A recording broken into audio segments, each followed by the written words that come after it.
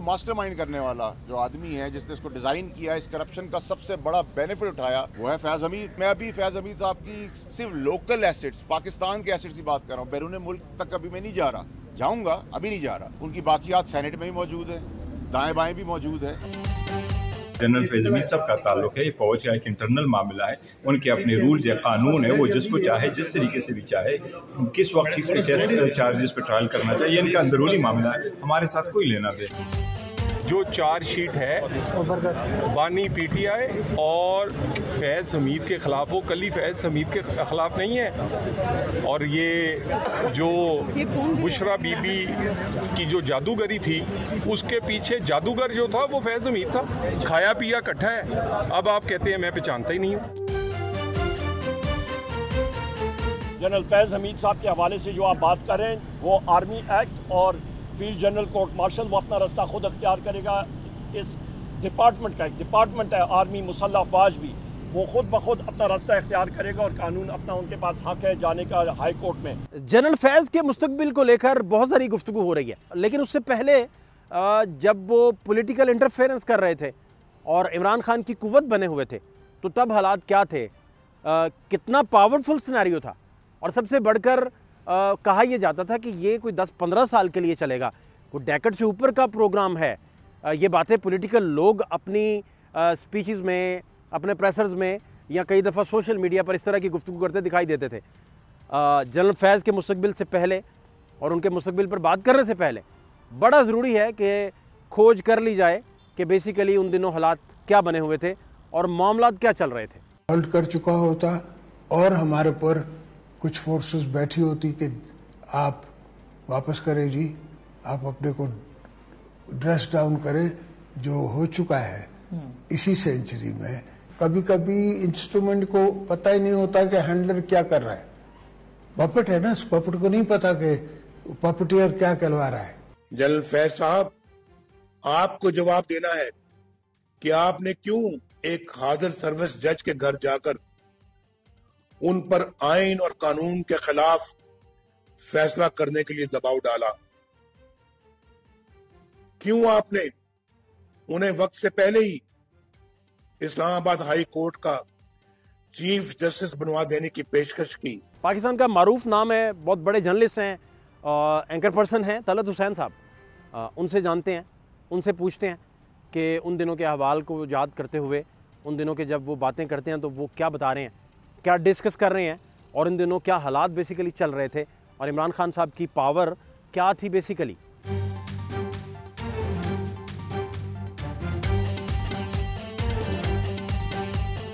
बहुत सारे लोग कहते हैं कि वो जो रजीम चल रहा था जनरल फैज़ का, इमरान खान की सारी पावर जनरल फैज़ थे और आप तो बेसिकली आपने भुगता है वो रजीम। क्या यादें आप उस दौर की शेयर कर सकते हैं? निज़ाम बड़ा वाज़ेह था जी कि ये डायआर्की नहीं थी, ये एक ट्राइकॉटमी ऑफ पावर थी, यानी ये दो बंदों का काम नहीं था, 3 बंदों का काम था। टॉप के ऊपर जनरल कमर जावेद बाजवा थे, नीचे जनरल फैज़ थे और इमरान खान सियासी उनका एक हिस्सा थे।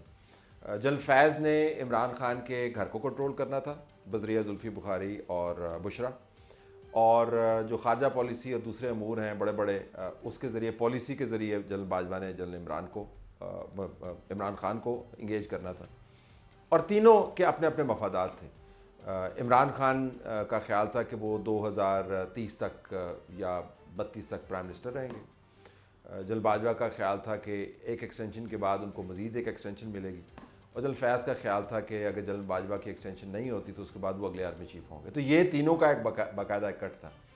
तो जब आप आर्मी चीफ और DGC और उसके बाद DGISI और मुल्क के उस वक्त के सबसे पॉपुलर प्राइम मिनिस्टर, जिसका रख रखाव, तोड़ फेर, बातचीत, सब्सटेंस जो भी हो वो बड़ा पॉपुलर हो, जब आप इस ताकत को कंबाइन करें तो एटॉमिक पावर थी ये एटॉमिक सियासी ऑर्डिनरी मैं आपको बता रहा हूं, it was not an ordinary, क्योंकि ऑपोजिशन नाम की नहीं थी। वो कौन सी ऐसी चीज़ है जो ये नहीं कर सकते थे।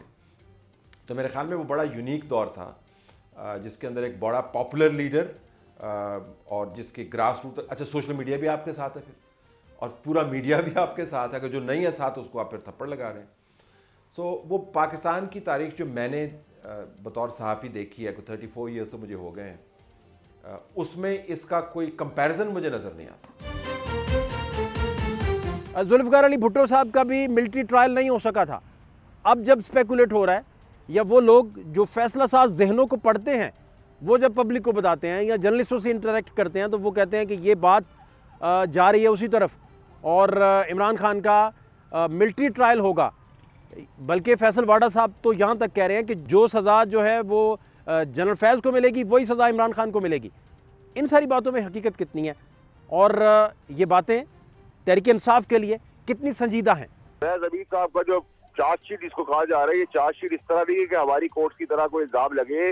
वो जब सारे शवाहिद जमा कर लेते हैं तो ये चार्जेस लगाते हैं। ये ताकतवर भी इसलिए बन गए, जिद और मॉन्स्टर इसलिए बन गए फैज़ हमीद साहब कि वज़ीर आज़म की पुष्पराई और पार्टी के लीडर की पुष्पराई उनके साथ थी। डरने बनने और सारे तमाशे किए और उस दलदल में जहाँ पहुंचे जहाँ से उनका निकलना नामुमकिन है। अभी भी मुल्क को नुकसान पहुंचाने की जो साजिश की गई है 14 दिसंबर के हवाले से, उससे मुल्क को नुकसान हो रहा है। और मुल्क को नुकसान किस लिए किया जा रहा है?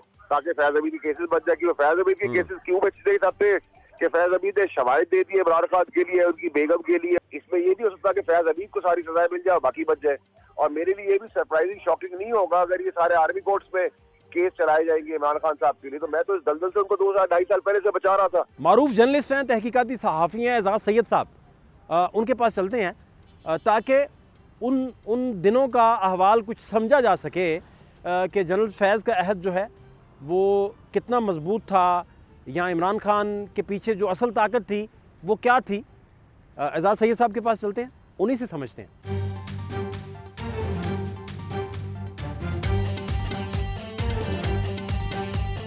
फैज़ हमीद के मामले को लेकर लोग स्पेकुलेट कर रहे हैं कि ये कोई मिलिट्री ट्रायल की तरफ जाना है। इमरान खान का मामला, जुल्फ़िकार अली भुट्टो के साथ भी मिलिट्री ट्रायल नहीं हो सका था, बात उस तरफ नहीं गई थी। आपको लगता है कि ये मामला उसी तरफ जाएगा या ये सिर्फ अफवाहें हैं, स्पेकुलेट लोग कर रहे हैं? मेरी जो अभी तक की कैलकुलेशन है या जो ग्राउंड चेक है उसके मुताबिक अभी तक तो इमरान खान का मिलिट्री ट्रायल नहीं हो रहा। आल्दो के डिफेंस मिनिस्टर ने भी कहा है कि शायद मोस्ट लाइकली यही है, रूल आउट नहीं किया जाता। और आपको पता है कि जब इस तरह के इक़दाम होते हैं तो ग्राउंड के ऊपर जो चीज़ें होती हैं वो बड़ी वाज़ेह हैं। उसकी वजह बड़ी बुनियादी है। वजह बुनियादी ये है कि 2 नोयत के मुकदमात हैं 9 मई के। एक सिविल नोयत के मुकदमात हैं जो कि एंटी टेररिज्म कोर्ट में चल रहे हैं, और एक है फ़ौजी नोयत के मुकदमात जो कि फ़ौज में चल रही है। फ़ौजी नोयत के मुकदमात में 2 तरह के लोग आए हैं। एक तो वो है जो उन इंस्टॉलेशंस के ऊपर वो मुबैना तौर पे धावा बोल रहे थे या एहतजाज कर रहे थे, जो भी उसे कह लीजिए। उनकी CCTV फुटेज मौजूद है, वो वहाँ पर पाए गए हैं। तो उनको फ़ौजी जो एरिया है वहाँ पर उनको होने की वजह से या वहाँ पर एहतजाज की वजह से या वहाँ पर मुबैना भलवे की वजह से उनको गिरफ़्तार किया गया है, यानी कि जो ग्राउंड के ऊपर मौजूद थे। दूसरा ये हुआ है कि आपको पता है कि पंजाब पुलिस ने, पंजाब CTD ने एक तहकीकात की थी और बड़ी थारो तहकीकात की थी, और उसके बाद इंटेलिजेंस के इदारों ने भी कुछ तहकीकात की थी जिसमें इन्होंने कंक्लूड ये किया था कि ये जो 9 मई के वाक़यात हैं इनका जो मास्टरमाइंड है वो इमरान खान है। इन्होंने जो कंक्लूड किया था। तो 2 तरह के मुकदमा, जिस तरह के मैंने आपको बताया, एक फ़ौजी नोयत का मुकदमा होगा जो उन अफराद के बारे में होगा जो किसी भी तरीके से फ़ौजी इंस्टॉलेशन पर मौजूद थे, ख़ुद फ़ौजी थे या साबका फ़ौजी थे, वो होंगे। और जो मास्टरमाइंड का मुकदमा है ये मोस्ट लाइकली ये सिविल अदालत में चलेगा और ये एंटी टेररिज्म कोर्ट लाहौर में मुतवक्का यही है कि वहाँ पर ये चले। किसी किस्म का मिलिट्री ट्रायल इंशाल्लाह ताला नहीं होगा। वो अभी तक रिव्यू में पड़ा हुआ है, वो भूल जाए इंशाल्लाह। इमरान खान साहब का कोई मिलिट्री ट्रायल नहीं होगा मेरे रब ने चाहो। अच्छा, जैसे आपको एग्जैक्टली आपको पता है कि भुट्टो साहब का भी मिलिट्री ट्रायल नहीं हो सका था। आपको लगता है कि ये जो स्पेकुलेट किया जाता है या ये जो अफवाहें फैली हैं इनमें बहुत सदाकत है और ये बात मिलिट्री ट्रायल की तरफ जा सकती है? देखिए, इस्टेब्लिशमेंट की ख्वाहिश होगी कि ये मिलिट्री ट्रायल ही हो। उसकी वजह मैं आपको बताऊं, क्योंकि एक तो उनका एतमाद जो है मौजूदा अदालती निज़ाम के ऊपर जिसके अंदर ये केसेस मौजूद हैं 9 मई के, वो ना होने के बराबर है।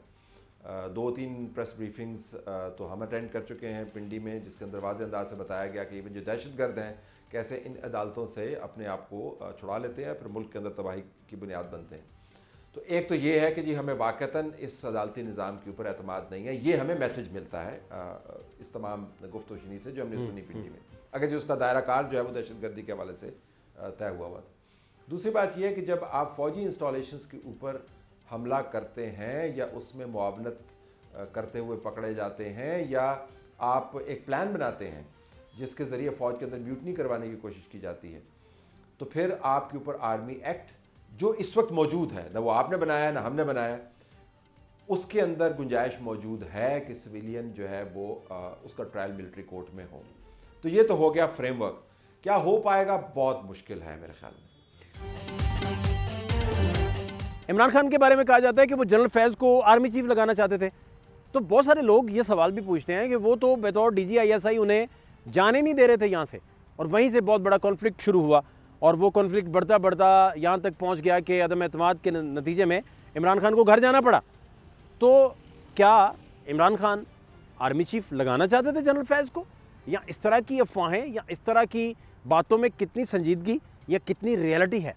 इमरान खान के बारे में ये कहा जाता है कि वो जनरल फैज़ को आर्मी चीफ लगाना चाहते थे। इसके बरक्स वो DGI हैं और उन्होंने कोर करनी है, और कोर करके ही आर्मी चीफ के लिए उन्होंने उस फहरिस्त में आना है, या टॉप 5 या टॉप 7 में आना है। तो वो तो चाह नहीं रहे कि वो DGI चेंज उनका हो और उसे कोर मिले, तो वो पेशावर जाने पे रेजिस्टेंस दे रहे हैं और वहाँ से कॉन्फ्लिक्ट बढ़ गया है। इस पे आपकी क्या राय है? असल बात यह है कि जो फैज़ हमीद हैं वो 76 लॉन्ग कोर्स के ऑफिसर थे और वो ISI चीफ थे, और ये बात एट दैट टाइम अगर आप उस मंजरनामे में जाएं तो ये बात ज़ुबान ज़द-ए-आम थी उस वक्त के जो आर्मी चीफ बनने के ख्वाहिशमंद अफसरान में कि अगला जो आर्मी चीफ है वो फैज़ हमीद बनेगा, क्योंकि फैज़ हमीद बैक वक्त उस वक्त के जो आर्मी चीफ थे उनके साथ भी उनके बड़े करीबी ताल्लुकात थे, लेकिन उनसे भी ज़्यादा जिनसे करीबी ताल्लुकात थे वो उस वक्त के जो प्राइम मिनिस्टर थे उनके साथ थे। तो फैज़ हमीद जो ये बैलेंस है वो करने की भरपूर कोशिश करते रहे, लेकिन resentment with in the army थी कि ये अगले आर्मी चीफ, यानी कि अभी तो फ़ैसला भी नहीं हुआ लेकिन फ़ैसले से पहले ही एक अनअनाउंस्ड फ़ैसला ये हो गया है कि फैज़ हमीद जो है वो अगले आर्मी चीफ हैं।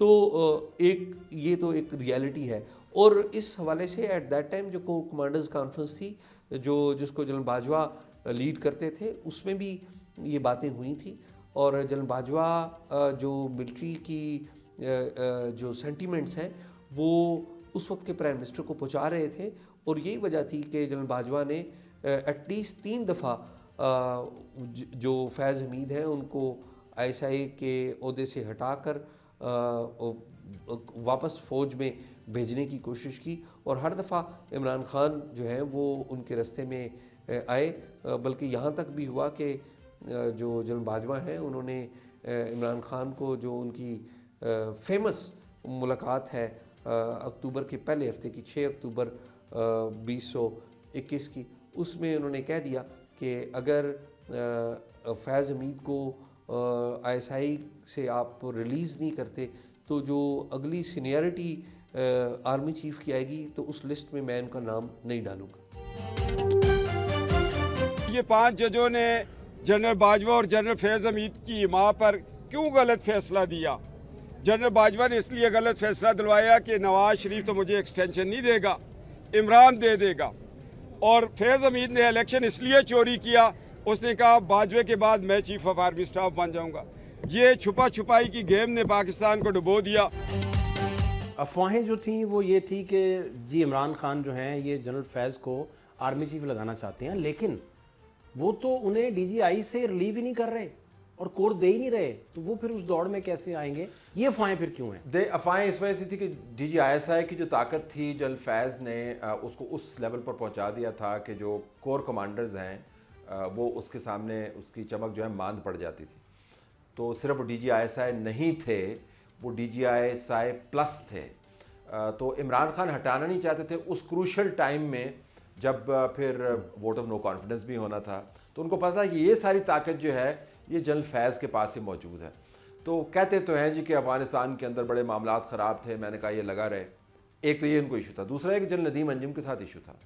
जनरल नदीम अंजुम का रास्ता उन्होंने रोकना था। DGISI की पोस्ट अगर खाली होती तो फिर ज़ाहिर है वहाँ पे किसी और ने आके बैठना था। तो ये बड़ा ज़रूरी था कि वो DGISI उनको रखते, लेकिन वो ना रख पाए। तो फिर जनरल बाजवा के ज़रिए पेशावर के कोर कमांडर बन गए। उसके बाद मेरे ख्याल में खेल उनके हाथ से निकल गया, इमरान खान के हाथ। जनरल बाजवा अपना खेल बहरहाल खेलते रहे, आखिर वक्त तक वो कोशिश करते रहे कि उनको कुछ और एक्सटेंशन मिल जाए, लेकिन जब वो नहीं हो सका तो उन्होंने एक और नाम दिया जो जनरल आसिम मुनीर का नहीं था। जनरल कमर जावेद बाजवा रिकॉर्ड में मैं आपको बता रहा हूँ, और जनरल फैज़ और इमरान खान में अगर कोई एक कदर मुश्तरक है वो ये कि दोनों उस वक्त के नंबर 1 जनरल को आप सीनियरिटी में देखें, आर्मी चीफ नहीं देखना चाहता था। जनरल फैज़ को लेकर, इमरान खान को लेकर उस सारे सिनारियो को अगर डिस्कस करें, उसमें अदम एतमाद का जिक्र भी फिर आता है। मौलाना फजलुर रहमान अदम एतमाद को लेकर कोई और बात करते दिखाई देते हैं।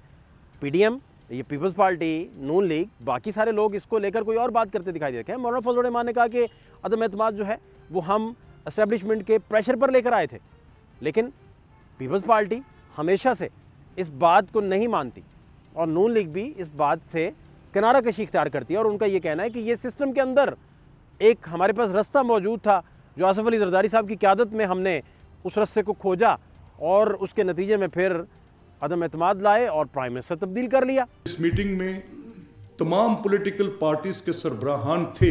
मौलाना जानते हैं कि अगर ये कह रहे हैं कि जनरल बाजवा ने कहा कि जालो तरीके अदम एतमाद और वो कर लो, तो मेरे सामने जो वाकया पेश आया मैं आपके सामने रखना चाहता हूँ। वो ये था कि उसमें तो वो कह रहे थे कि अदम एतमाद ना करो, वो तो उसके नुमाइंदे इमरान खान के, जिसको मैं भी माइंड कर रहा था कि ये क्या कह रहे हैं, ये कैसे बात कर रहे हैं। और जनरल फैज़ तो उस वक्त सबकी हिट लिस्ट में था, और वो तो उस वक्त शायद कहीं कोर कमांडर होंगे, कि वो इमरान का पैगाम लेकर बाकी सारी ऑपोजिशन के पास आए कि शायद इसके साथ मुल्क में कोई बड़ा अदम इस्तेहकाम आ जाएगा, और अगर वो फौरी तौर पे स्टेप डाउन करके इलेक्शंस में जाते हैं तो आप इलेक्शंस में चले जाए। अच्छा, एक चीज़ आपने खुद भी रिपोर्ट की थी, और बल्कि आप ही की खबर थी कि जनरल बाजवा को तो यकीन ही नहीं था कि वो उनकी पहली एक्सटेंशन में जनरल फैज़ इस हद तक जाके और वो एक्सटेंशन ले आएंगे।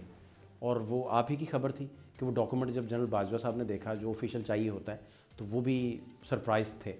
आसिफ सईद खोसा इस केस को सुन रहे थे, और आसिफ सईद खोसा ने मुड़ के पीछे देखा तो कोई उन्हें नहीं मिला। इस तरह की फ्रेजेस, इस तरह की बातें, इस तरह के मुहावरे बड़े ज़ुबान आम हुए। क्या हुआ था एग्जैक्टली पहली एक्सटेंशन में, और सुप्रीम कोर्ट को लेकर, केस को लेकर, वो अगर आप परतें खोलें, कुछ गुत्थियाँ सुलझाएँ जो आपने सुलझाई हैं अपने काम से, क्या आप उसमें बता सकते हैं? देखिए, ये बात तो बड़ी क्लियर है कि अगर जनरल बाजवा की पहली एक्सटेंशन ना होती तो 76 लॉन्ग कोर्स लाइमलाइट में ना आता, यानी कि 76 लॉन्ग कोर्स ने तो लाइमलाइट में नहीं आना था। तो इसलिए आल्दो कहा यही जाता है कि जनरल बाजवा जो है वो एक्सटेंशन के पहली एक्सटेंशन के बड़े ख्वाहिशमंद थे। तो एट दैट टाइम जो इस्टेब्लिशमेंट है उसके एक ख़ास कोर जो है वो पर्टिकुलरली 76 लॉन्ग कोर्स, उसके अफसरान ख्वाहिशमंद थे, और उसी पर अमल दरामद करते हुए जो फैज़ हमीद हैं, इन्होंने बड़ी, जिसे कहते हैं ना, कोशिश की थी और बड़ी मेहनत की थी कि जो जनरल बाजवा हैं उनकी एक्सटेंशन हो जाए और किसी किस्म का जो तनाज़ा वो पैदा ना हो। बाजवा में और फैज़ में से हवा भी नहीं गुजर सकती थी। एक धड़ा ये क्लेम करता है, दूसरा धड़ा ये कहता है कि नहीं, फैज़ इमरान खान के लिए काम करते थे। आप किस धड़े के साथ हैं?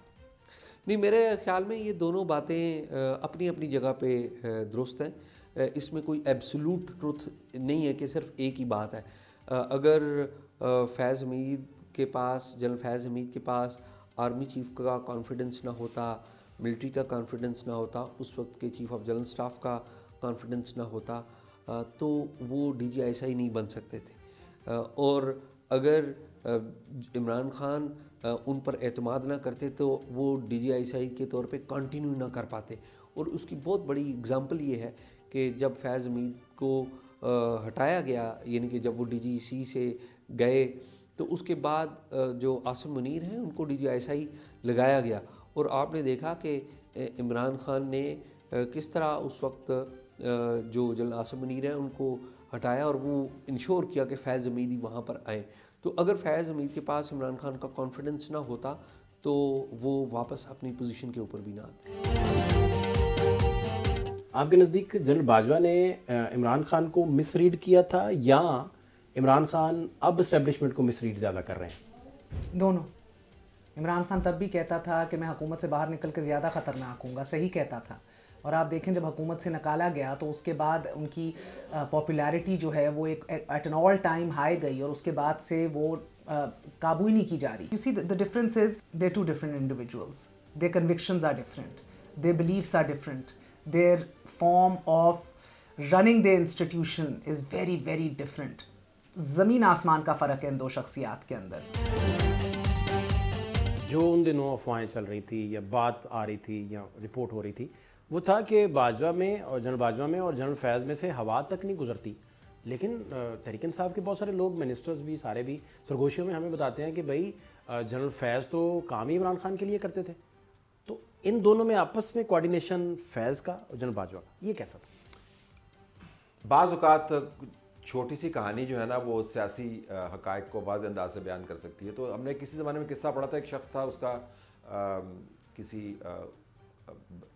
कम और बच्ची के बारे में उसका दिल आया कि मैंने शादी करनी है इसके ऊपर। तो 16 साल की उसकी उम्र थी। तो वालिदैन ने कहा कि ये 18 साल की होगी तो हम इसकी शादी करेंगे, शरअन तरीके से सही करेंगे और तरीका और रिवायत के मुताबिक करेंगे।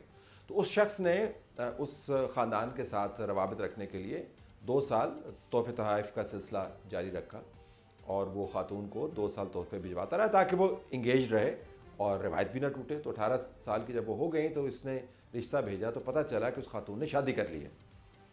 तो उसने कहा कि किससे शादी कर ली है? तो उसने कहा जो तोहफे लाया करता था उससे शादी कर ली है।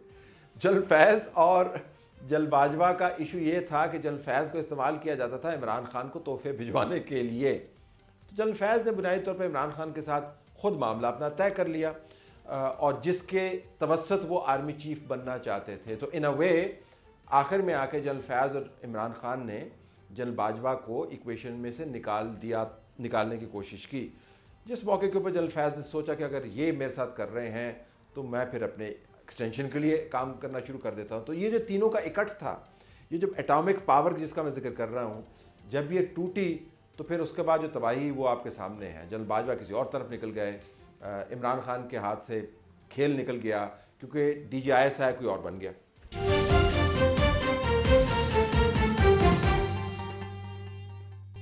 जनरल शुजा पासा और फैज़ हमीद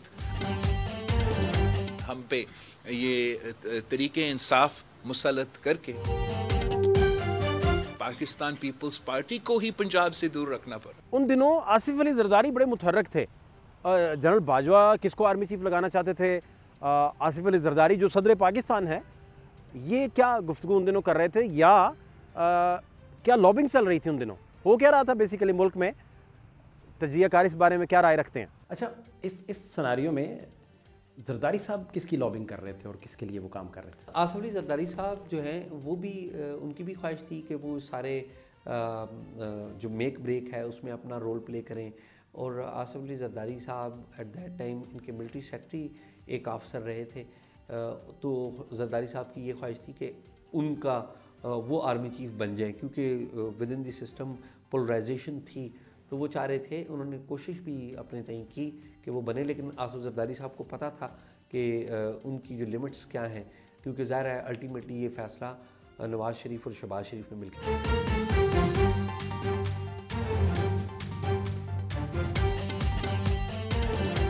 ऐसा क्या कॉन्फ्लिक्ट इनका शुरू हो गया कि इतने चाह के साथ, इतने प्यार के साथ इमरान खान को बहुत सारी उम्मीदें, बहुत सारे ख्वाब देखकर उनको इक़्तिदार में लेके आए? ऐसा क्या हुआ कि वो बिल्कुल से ट्राइका ही ना रही? वो ट्राइका नहीं रही। एक तो उसमें ज़ाती मफादात हावी थे, ये जहन में रखिएगा कि ज़ाती मफादात हावी थे। जो इदारा था उसको ड्रैग किया जा रहा था उन ज़ाती मफादात को इंडोर्स करने के लिए कि जनरल फैज़ चाह रहे थे कि वो आर्मी चीफ बने, जनरल कमर जावेद बाजवा चाह रहे थे कि एक और एक्सटेंशन लें, इमरान खान चाह रहे थे कि वो 2030-32 तक वो प्राइम मिनिस्टर रहें। तो ये मफादात ज़ाती हो गए। दूसरी बात यह कि इमरान खान ने और जनरल फैज़ ने एक बहुत बड़ी रेड लाइन क्रॉस की कि जब और जो जिसके अंदर जिसको क्रॉस करते हुए आपको बहुत बड़ी कीमत अदा करनी पड़ती है और इदारा कभी आपको इजाज़त नहीं देता वो लाइन क्रॉस करने की, वो ये कि अपनी मनपसंद के आर्मी चीफ आप लगाने या लगने की कोशिश करें। तो मेरे ख्याल में ये वो रेड लाइन थी जिसने इदारे के अंदर से ये एक सोच को जन्म दिया कि ये तो अगर इन्होंने पंजाब पुलिस वाला या पंजाब की हुकूमत जहाँ पर अपना बुज़दार लगाया हुआ है, अगर इन्होंने ये काम फ़ौज के साथ शुरू कर दिया तो फिर तो मामला बड़े ख़राब हैं। सो अपने जोम में और अपनी ताकत के फ़्लो में इमरान खान और जनरल फैज़ ने बहुत भयानक गलती की। जनरल फैज़ को ये गलती नहीं करनी चाहिए थी, मुझे हैरानी हुई, क्योंकि उनको अपने इदारे के मिजाज का पता होना चाहिए था। और एक और उनके पास जो बहुत बड़ी गलती हुई कि जो नंबर 1 आदमी है सीनियरिटी के अंदर, उसके ख़िलाफ़ बाकायदा कैंपेन्स की गई, उसकी फैमिली का डाटा जो है वो रिलीज़ किया गया और दुनिया भर में उसके मजहबी एतकाद के बारे में बात करने की कोशिश की, यानी उनको आइसोलेट करने की कोशिश की। ये इदारा कभी बर्दाश्त नहीं करता। जो लोग अदम एतमाद लाना चाहते हैं उनके ऊपर उनके घर वाले भी एतबार नहीं करते, कौम कैसे एतबार करेगी? ये समझते हैं कि पाकिस्तान के पार्लियामेंटेरियंस जो हैं वो पागल हो गए हैं कि तुम लोगों के साथ खड़े हो। इन लोगों ने पाकिस्तान को दोनों हाथों से लूटा है और पाकिस्तान के लोग इस सारी लूट मार को अच्छी तरह जानते हैं। ये पोजीशन जो है इस वक्त जो इमरान खान को चैलेंज कर रही है, इसके पाँव नहीं है, ये अपने पाँव पे चल भी नहीं सकते, इन्होंने लॉन्ग मार्च क्या करना है। इसकी सेंसिटिविटी आपको एग्जैक्ट कब पता चला? जब आपने खान साहब को बताया हो कि हम गए? कुछ तरह की बात भी होती है ना, तो इन्फॉर्मेशन आप तक बड़ा फ्लड था इन्फॉर्मेशन का, क्योंकि डायरेक्ट राब्ते थे आपके। देखिए ना, वो खान साहब के साथ तो आखिरी मुलाकात फिर बाजवा साहब की 3-4 दिन पहले ही हुई थी, अदम एतमाद से 3-4 दिन। हाँ, तो उसमें भी उन्होंने पार्लियामेंट डिसॉल्व के बाद नहीं, उससे पहले तो उसमें भी उन्होंने कहा था कि मैनेज हो जाएगा, कोई मसला नहीं। खान साहब ने फिर कहा कि ठीक है कर लेंगे। जाहिर है वो जब कह दे, अगर चीफ कह रहा है कि हो जाएगा मैनेज, चीज़ें कर लेंगे, तो फिर उन्होंने कहा ठीक है। जनरल बाजवा जो हैं वो अपनी जगह, उन 2 ऑप्शन उन्होंने दिए थे। एक तो उनका प्रायोरिटी थी कि उनको एक्सटेंशन दोबारा मिल जाए, अगर नहीं मिलती तो वो किसको फिर आर्मी चीफ बनवाना चाहते थे? जनरल बाजवा ने 2-3 मौक़ों पर जनरल बाजवा का जो ख्याल है वो बदला। ये बात दुरुस्त है कि जनरल बाजवा इनिशियली किसी और को आर्मी चीफ बनाना चाहते थे और जनरल बाजवा की इनिशियली ये ख्वाहिश थी कि साहिर शमशाद ही आर्मी चीफ बन जाए, लेकिन जनरल बाजवा ने बाद में जनरल आसिम मुनीर हैं उनको सपोर्ट किया और उनको जब उनसे मुशावरत की गई या उनको बताया गया तो उन्होंने आसिम मुनीर के बारे में बताया कि ठीक है, बताया गया उनको कि हम आसिम मुनीर को वज़ीर आज़म जो है आसिम मुनीर को सपोर्ट कर रहे हैं। तो फिर जनरल बाजवा ने तो आर्मी चीफ तैनात नहीं करना था, वो तो आर्मी चीफ तैनात करना था गवर्नमेंट ने तैनात, शहबाज शरीफ साहब ने करना था। उस वक्त बज़ाहिर तो जो साइन है वो तो शहबाज शरीफ साहब के थे, लेकिन जो असल फैसला था वो नवाज शरीफ साहब। बाजवा को क्यों ये लगता था कि ये इमरान खान उसको सैक करने वाले हैं बाजवा साहब को? उन्हें क्यों लगता था? अगर ये काबीना में कभी डिस्कस नहीं हुआ या सरगोशियों में कभी डिस्कस नहीं हुआ या इमरान खान ने कभी ये तुरब का पता किसी को दिखाया नहीं फ़र्ज़ करें, तो ऐसा क्यों, ये अफवाहें क्यों थी? हाई कोर्ट क्यों खुल गए, कोर्ट्स क्यों खुल गई? मेरे सामने कम से कम ये सैक करना बाजवा साहब का और इस तरह की कोई चीज़ नहीं आई थी कि ऐसी कोई बात अगर होती भी, मैं आपको ऑन कैमरा तो ना कहता, लेकिन नहीं थी कोई ऐसी चीज़ मेरी नॉलेज में एटलीस्ट कि उस रात कुछ ऐसा खान साहब खुदा ना खास्ता करने वाले थे। अदालतें खुली, ये बड़ी अजीब बात है, और उसके बाद बड़े बड़े मौके और आए जब अदालतें खुलनी चाहिए थी, तब नहीं खुली। आखिरी रात लोग कहते हैं वहाँ कोई हेलीकॉप्टर आए थे, इमरान खान को जब इक़्तिदार से निकाला जा रहा था, ये बाजवा को सैक करना चाहते थे, इन्हें पार्लियामान में नहीं जाने दिया गया था। आपकी दानिश में, आपके तजर्बे में आपने ये गुत्थियाँ सुलझाई होंगी, क्या निकला इनमें से? मेरे पास ऐसी कोई मालूमात नहीं है जी। हमने तो ये भी सुना था कि किसी ने किसी को थप्पड़ मार दिया। मेरे पास ऐसी कोई मालूमात नहीं है, लेकिन मुझे मेरे सामने इमरान खान का जो जोम है वो उसकी ईंटें मैंने टूटते हुए देखी हैं। उसके अंदर यही अवामिल थे जिसका मैंने जिक्र किया। पावर एम्बिशन बहुत ज़्यादा हो गया था, गैर मंतकी हो गया था। जनरल फैज़ का एम्बिशन को किसी और तरफ ले जा रहा था, इमरान खान की ख्वाहिश किसी और तरफ ले जा रही थी, जनरल बाजवा की सियासत किसी और तरफ जा रही थी, इदारे का मफाद किसी और तरफ जा रहा था, तो वो अनवायबल हो गया।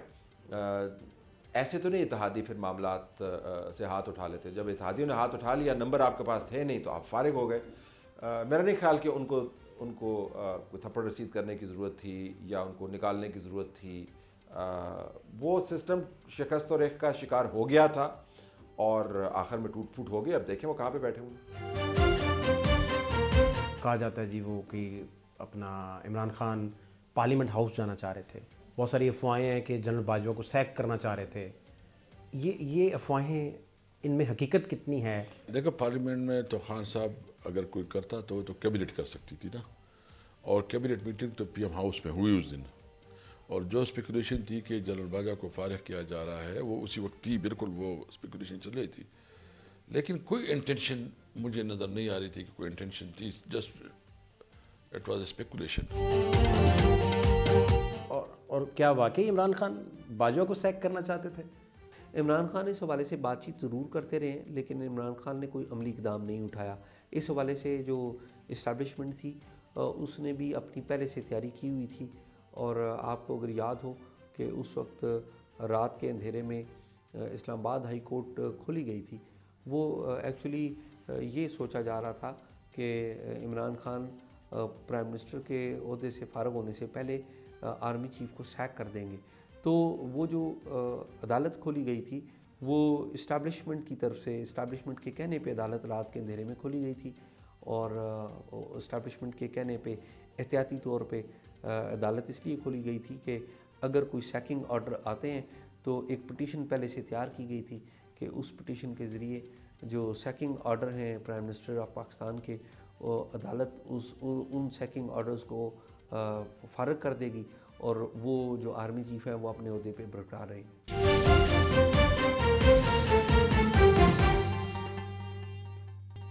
जनरल बाजवा की जानिब से क्या पीडीएम को यानी शहबाज शरीफ गवर्नमेंट को कोई थ्रेट मौजूद था?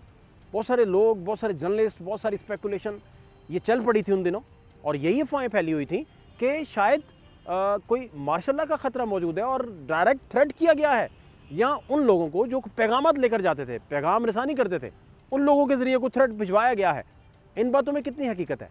ये सारा कुछ अगर इतना स्मूथ था तो ये फिर क्यों रिपोर्ट किया बहुत सारे जर्नलिस्टों ने कि बाजवा साहब ने शहबाज शरीफ साहब को या इनकी काबीना को या इनमें से जो भी मैसेंजर्स आते जाते थे उनको कहा था कि हम मार्शल लॉ इम्पोज फिर कर देंगे? ये बहुत सारे लोगों ने रिपोर्ट किया कि मार्शल लॉ इम्पोज कर देंगे, लेकिन मेरे ख्याल में ये बातें की जाती हैं कि मार्शल लॉ की बात जनरल बाजवा ने की है, लेकिन आप ये देखिए कि क्या ये बात अगर जनरल बाजवा ने कही है तो क्या general Bajwa at that time ये इम्पोजिशन कर सकते थे मार्शल लॉ की? मेरा नहीं ख्याल कि at that time general Bajwa के पास भी इतना जवाज़ बाकी रह गया था कि वो मार्शल लॉ इम्पोज कर देते, और वो भी एक अपॉइंटमेंट के ऊपर जो अल्टीमेटली प्राइम मिनिस्टर ने कर ली। जनरल बाजवा तो चलें, वो तो जो भी था, जनरल फैज़ के होते हुए इमरान खान को वो फैज़ ना बचा सके, और उनकी पावर सारा कुछ उसके बावजूद भी, और कॉन्फ्लिक्ट बढ़ता बढ़ता इस हद तक चला गया कि अब वो अडयाला में है, शुरू वहीं से हुआ। इसके पीछे आप बुनियादी वजह क्या देखते हैं कि फैज़ भी बाजवा साहब को इमरान के हक़ में ना कर सके, या ऐसा क्या हुआ? इस पे क्या आपकी राय? देखें, इसके ऊपर ये याद रखना चाहिए कि जब 6 अक्टूबर का वाक़या हुआ था उसके बाद में जनरल बाजवा जो हैं वो ख़ुद चलकर फैज़ हमीद के साथ, जो उस वक्त के जो प्राइम मिनिस्टर हैं इमरान खान, उनके घर बनी गाला गए थे। हालांकि ईगो तो बहुत बड़ी होती है यहाँ पर, आपको पता है कि जब आप इतनी पावरफुल पोजीशन के ऊपर हो तो जब आप ख़ुद चल कर जाते हैं तो इसकी जो जिसे कहते हैं ना कि इम्प्रेशन, इस इम्प्रेशन में ये लगता है ये है कि आप सबसर्विएंट हैं प्राइम मिनिस्टर के, जो कि कानूनी तौर पे आप आईनी तौर पे हैं भी, लेकिन आम तौर पे इस इम्प्रेशन को इस तरह नहीं दिया जाता। हमारी इस्टेब्लिशमेंट ये इम्प्रेशन ये देना चाहती है आम तौर पे कि जिस तरह जो आर्मी चीफ की पोजीशन है वो more stronger than the prime minister है। लेकिन आप ये याद कर लें कि उस वक्त जो जनरल बाजवा थे वो ख़ुद चल कर गए थे और फैज़ हमीद उनके साथ चल कर गए थे। बनी गाला में उनके घर पे इमरान खान से मुलाकात हुई थी। एक बात तो ये बड़ी अहम है। दूसरी बात ये है कि आप कह रहे हैं कि वो कायल नहीं कर सके। मेरा ये ख्याल है कि एट दैट टाइम दो चीज़ें हुई थी। एक तो ये है कि इमरान खान, आपको पता है कि बड़े अनपॉपुलर हो चुके थे, जितने भी ज़मीनी इंतखाबात थे वो हार रहे थे, और विद इन दी पार्टी उनकी जो पाकिस्तान तहरीक इंसाफ है उसमें भी बहुत ज़्यादा जो दरारें पड़ गई थी। एक बहुत बड़ा ग्रुप था जो इमरान खान से जेन्युइन ग्राउंड्स के ऊपर नाराज़ था, और कुछ ऐसे लोग भी ज़ाहिर है पैदा हुए जिनके अपने अपने मफादात थे। उनमें कुछ शायद इस्टेब्लिशमेंट से भी जुड़े हुए थे, कुछ पॉलिटिकल पार्टीज़ अपने पॉलिटिकल फ्यूचर से जुड़े हुए थे, कुछ नून लीग के साथ थे, कुछ पीपल्स पार्टी के साथ थे। तो एट दैट टाइम ये प्रॉब्लम भी थी। और आपको भी याद होगा कि at that time Noon league वालों के पास तो जिसे कहते हैं ना हाउसफुल था। जब इमरान खान 2021 में थे, हाउसफुल ये था कि उनके हर हलके में लग ये रहा था कि अगर इमरान खान इसी तरह चलते रहे तो अगली जो 2/3 मेजॉरिटी एक दफ़ा फिर नून लीग को मिल जाएगी। जबकि पीपल्स पार्टी जो बंदे तोड़ रही थी वो उनको ये मैसेज दे रही थी कि देखें नून लीग के पास तो कैंडिडेट ऑलरेडी हैं, तो आप हमारे कैंडिडेट बने। तो आपको याद है कि सिंध हाउस में कुछ MNAs को भी इकट्ठा किया गया था, तो उसकी वजह ये थी। तो दो चीज़ें इसमें वाज़ेह थी, एक ये कि इमरान खान अनपॉपुलर हो गए थे, दूसरा ये कि उनकी पार्टी के अंदर दरारें हो गई थी, और तीसरी बात ये कि जब वो अनपॉपुलर हुए तो वो इस्टेब्लिशमेंट के अंदर भी अनपॉपुलर हो चुके हुए थे। 6 अक्टूबर का जो वाक़या था वो उसका भी पस मंज़र ये था कि एट दैट टाइम जो 76 लॉन्ग कोर्स के जो ऑफिसर्स थे वो समझते थे कि फैज़ हमीदी अगले आर्मी चीफ बनेंगे। उन एट दैट टाइम तो किसी के गुमान में नहीं था कि अजल आसिम मुनीर आर्मी चीफ बनेंगे। उनको तो ये था कि अगर फैज़ हमीद हट जाएंगे तो फिर हमारी जो नंबर है हम में से किसी एक को चुन लिया जाएगा। लेकिन जब सिचुएशन हुई तो फिर आपके सामने है कि वो सारे ही आउट हो गए।